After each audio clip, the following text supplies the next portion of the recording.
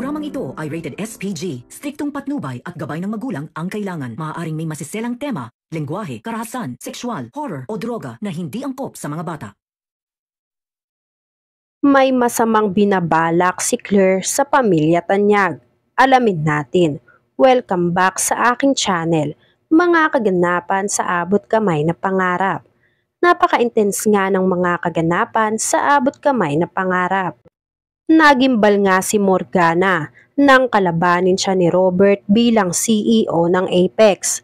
Una nga ay nagkaroon ng pantay na boto ang magkabilang panig. So solusyonan na sana ito ng acting speaker ng board members ay biglang dumating ang isang kaibigan ni Madam Chantal. Na late ito ng dating. Tuwang-tuwa naman si Morgana nang makita ito.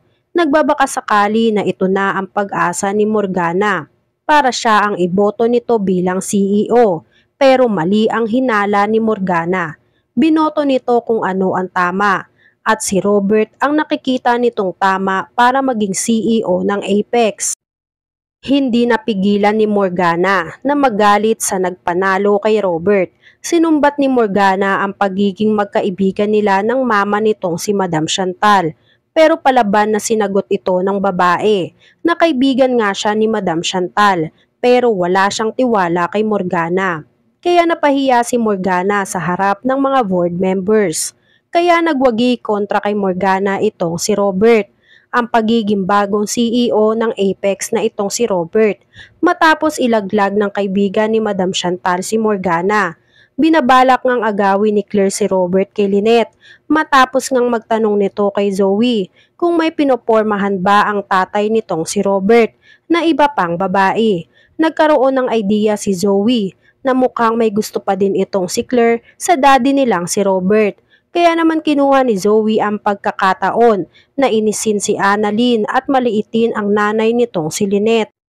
Sinabi ni Zoe na may babaeng umaaligid sa daddy nilang si Robert, pero walang-wala naman ito kumpara kay Claire dahil maputi lang naman ito at hindi maganda.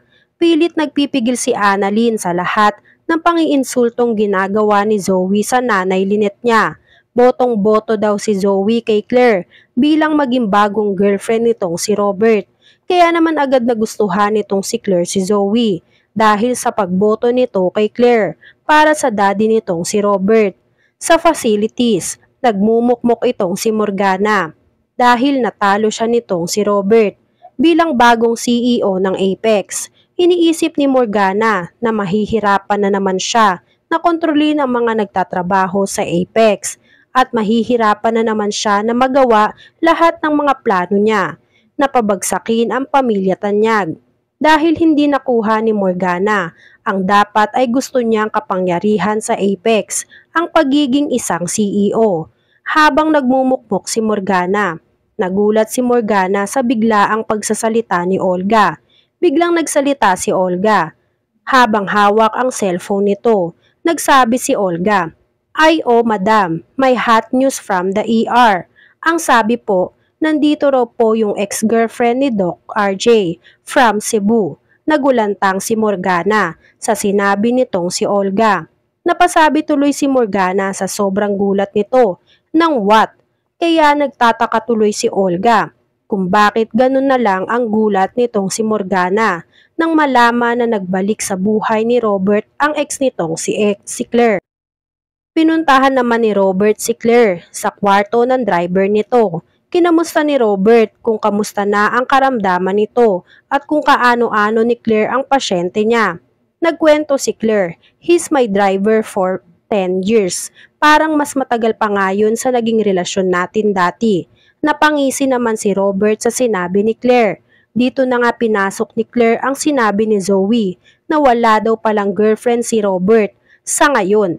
At shinare na din nga nitong si Claire na simula nang naghiwalay sila ni Robert ay wala nang sumunod kay Robert na maging boyfriend ni Claire, na kahit mabilis lang ang naging pagsasama nila bilang mag-girlfriend-boyfriend nitong si Robert ay minahal talaga ng lubos ni Claire si Robert.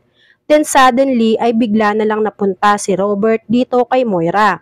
Samantala, Nang makarating na kay Morgana ang muling pagdating ng ex ni Robert na si Claire sa Apex, ay agad nagtanong si Morgana kay Zoe kung ano ang ginagawa ni Claire sa Apex.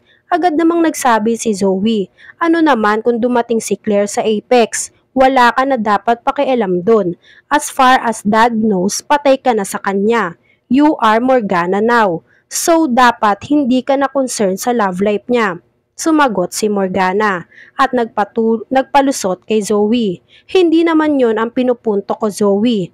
Ang sakin lang, ayokong mahatian ka pa ng babaeng yun sa daddy mo. May humahati na nga sa'yo na bastardang anak niya na si Annalyn. Tapos gusto mo hatian ka pa ng babaeng yun sa daddy mo?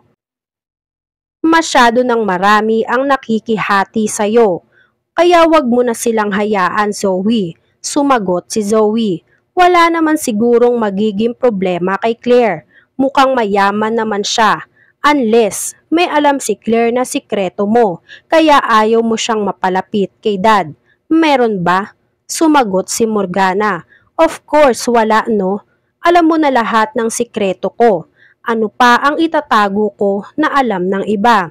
Ang kinakatakot ko lang ay baka bumalik siya sa buhay ni Robert dahil gusto niyang makuha lahat ng yaman ng daddy Robert mo. Ayun lang yun. Iniisip ko lang ang para sa'yo, Zoe. Kaya wag mo kong pag-isipan ng kung ano-ano.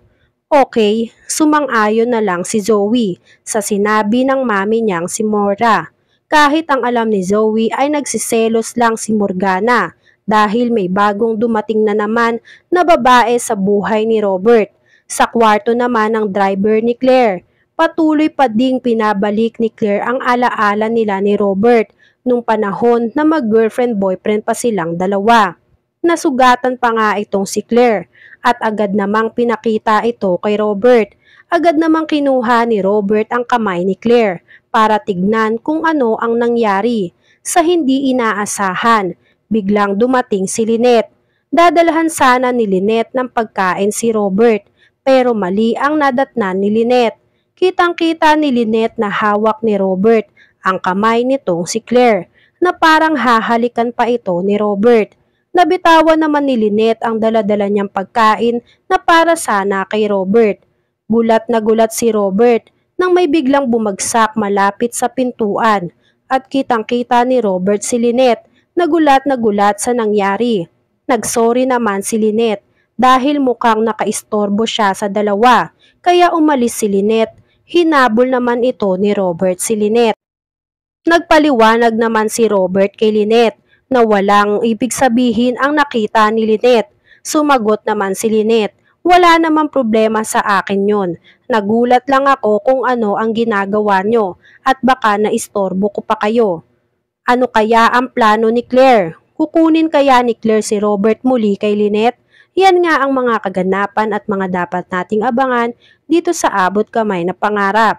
Kung gusto nyo pa ng mga gantong klaseng video ay mag-subscribe at i-like itong video na to.